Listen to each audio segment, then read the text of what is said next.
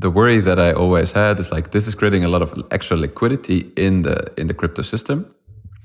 And it's mainly being used to buy other crypto coins. That's how I see it. And please correct me if you think, no, this is actually feeding into the real economy, as I would say it. And so how I view that is sort of, even though I think it's a bit different, especially what you're doing from leverage in the traditional sense, because people don't borrow, like you mentioned, from someone else necessarily. They just borrow against their own collateral. I do think a lot of liquidity it comes across as if there's a big bear market to the price of crypto, something like Ether is going down a lot. A lot of the liquidity will evaporate. So your system basically will shrink.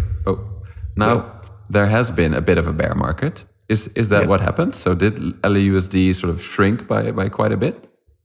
Yeah, that's true. And it is, yeah.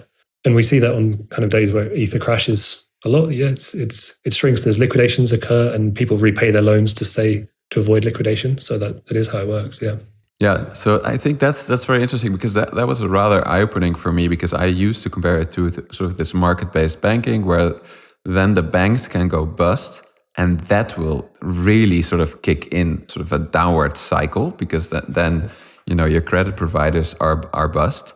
That's not the case with your system, right? Like the system cannot really go bust. And so, but it does, I think, have sort of an amplifying effect, because if liquidity disappears in a system that's under stress, then the system will be more under stress. But if that system for one reason or another stabilizes, then your liquidity can also come back relatively quickly, right? Yeah, it can, yeah. I think the idea with liquidity is really to it should be kind of dynamic. It should respond to the market. It should contract and expand as needed.